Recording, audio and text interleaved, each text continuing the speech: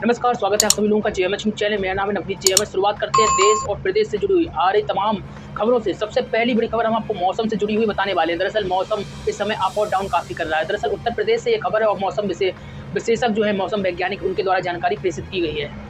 आपको बता दें पश्चिमी उत्तर प्रदेश में मानसून जो है पूरी तरीके से सक्रिय है। दिल्ली एनसीआर में तो रिकॉर्ड तोड़ बारिश हो रही है। साथ ही पश्चिमी यूपी के कई हिस्सों में भी जो है बारिश का अनुमान लगाया गया है। मौसम विभाग ने पश्चिमी यूपी में बारिश को लेकर अलर्ट जारी किया है। मौसम विभाग की माने तो अगले 48 घंटों के दौरान पश्चिमी यूपी के कई जनपदों में तेज बारिश होगी।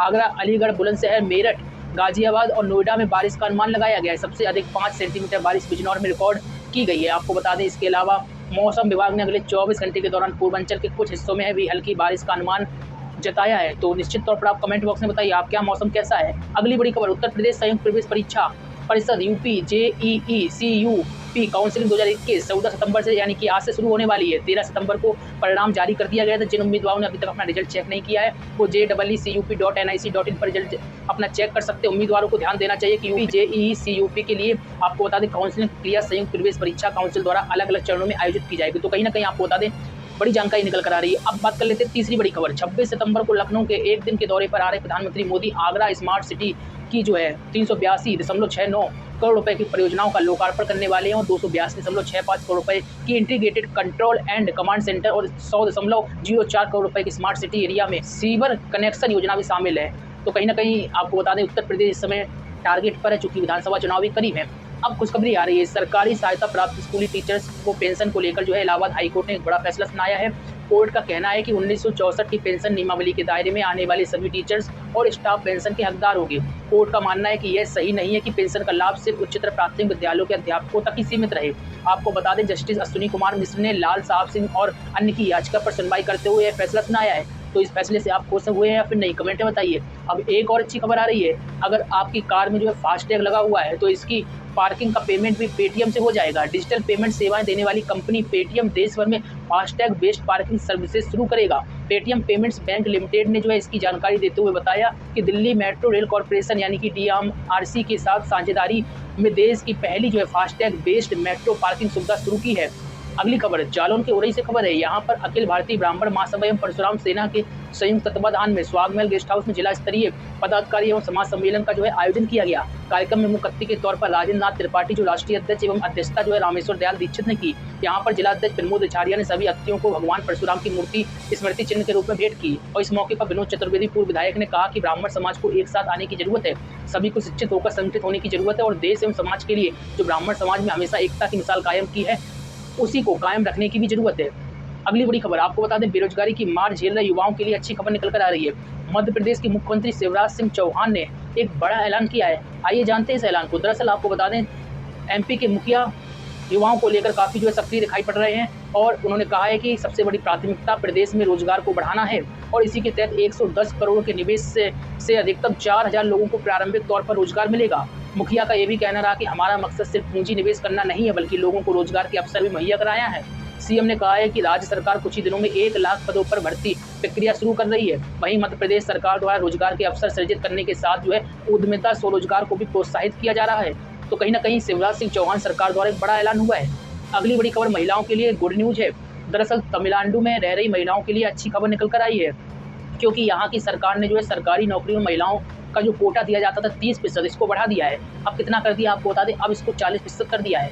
राज्य विधानसभा में घोषणा करते हुए राज्य के वित्त और मानव संसाधन प्रबंधन मंत्री जो है इन्होंने बड़ा ऐलान किया है और कहा है कि लैंगिक समानता बदलाव लाने में एक प्रमुख भूमिका निभाएगी और सरकार महिलाओं के लिए नौकरी के कोटे में वृद्धि को लागू करने के लिए आवश्यक संशोधन जो है पेश करेगी। तो कहीं ना कहीं आपको बता दें तमिलनाडु सरकार द्वारा महिलाओं को एक बड़ी सौगात देने की तैयारी की जा रही है। अगली बड़ी खबर रियलिटी शो KBC के होस्ट अमिताभ बच्चन ने बॉलीवुड में कैसे आए इस सच्चाई का जो है पर्दाफाश कर दिया। दरअसल कंटेस्टेंट संचाली से सवाल पूछा गया था कि फिल्म 7 हिंदुस्तानी के निर्देशक और स्क्रीन राइटर कौन थे। संचाली इसका जवाब तो नहीं दे पाई, उन्होंने एक्सपर्ट की मदद ली। एक्सपर्ट ने उन्हें सही जवाब बताया जो था ख्वाजा अहमद अब्बास। इसके बाद अमिताभ ने 7 हिंदुस्तानी फिल्म से जुड़ा हुआ दिलचस्प जो एक किस्सा सुनाया। उन्होंने बताया कि निर्देशक अब्बास उनका ऑडिशन ले रहे थे। उन्होंने अमिताभ से उनका नाम पूछा। अमिताभ का लास्ट नेम सुनने के बाद उन्होंने उनके पिता का नाम पूछा। जब उन्हें यह पुष्टि हो गई कि अमिताभ श्री हरिवंश राय बच्चन के बेटे हैं, निर्देशक ने तुरंत उन्हें फ़ोन लगा डाला और आज आप लोग जानते हैं अमिताभ बच्चन है कहाँ। अगली बड़ी खबर, आज पूरा देश हिंदी दिवस के रूप में मना रहा है। 14 सितंबर को हिंदी दिवस क्यों मनाया जाता है, एक बड़ा सवाल है। हिंदी का सम्मान करने के लिए इसे एक दिन समर्पित कर हिंदी दिवस के रूप में मनाया जाता है। महात्मा गांधी ने देश की राष्ट्रभाषा हिंदी को बनाने की बात भी कही थी। गांधी जी ने हिंदी को जनमानस की भाषा भी कहा था। उनके अलावा कई साहित्यकारों ने भी हिंदी के कई प्रयास किए, लेकिन आपको बता दें हिंदी के लिए प्रयास हुए हैं, राष्ट्रभाषा का दर्जा ना मिल सका। लेकिन आपको बता दें संविधान सभा ने 14 सितंबर 1949 को देवनागरी लिपि में लिखी हिंदी को भारत की आधिकारिक भाषा के तौर पर स्वीकार कर लिया था। और इसी दिन देश के पहले प्रधानमंत्री पंडित जवाहरलाल नेहरू की सरकार ने हर साल 14 सितंबर को हिंदी दिवस के रूप में मनाने का फैसला किया। आधिकारिक तौर पर पहला हिंदी दिवस 14 सितंबर 1953 को मनाया गया था। 14 सितंबर को हिंदी को बढ़ावा देने के उद्देश्य से सभी सरकारी कार्यालयों में अंग्रेजी के स्थान पर हिंदी का उपयोग करने की सलाह दी जाती रही। तो निश्चित तौर पर ये बड़ी अपडेट थी। अगली बड़ी खबर टेक्नोलॉजी जुड़ी हुई आ रही है। दरअसल इन्फिनिक्स ने आखिरकार Zero X सीरीज के स्मार्टफोन को लॉन्च कर दिया। सीरीज के 3 model Zero X, Zero X Pro और Zero X Neo को पेश किया गया। 3 स्मार्टफोन फोटोग्राफी सेगमेंट में शानदार साबित होंगे, क्योंकि ये पेरिस्कोप लेंस की सुविधा वाले पहले इस इन्फिनिक्स मॉडल के रूप में जो है निकल कर आए। तीनों स्मार्टफोन 5 गुना जो है ऑप्टिकल जूम, 60 गुना डिजिटल जूम से जो है लेस होंगे बनाता है, यानी कि आप इनके माध्यम से जो मून जो है आपको बता दें शॉट कैप्चर कर सकेंगे। तो निश्चित तौर पर फोटोग्राफी के लिए ये मोबाइल काफ़ी अच्छे होने वाले हैं। कर्मचारियों के लिए अच्छी खबर आ रही है। मध्य प्रदेश के सरकारी अधिकारियों कर्मचारियों के लिए अच्छी खबर है, उनका महंगाई भत्ता जल्दी बढ़ सकता है और इस संबंध में वित्त विभाग ने प्रस्ताव भेज दिया है। अब मुख्यमंत्री शिवराज सिंह इस पर निर्णय लेंगे।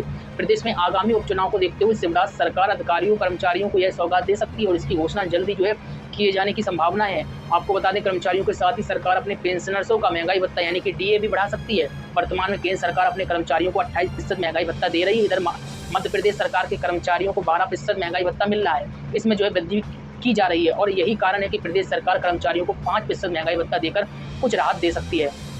तो कहीं ना कहीं मध्य प्रदेश शासन द्वारा ये दूसरी बड़ी खबर थी।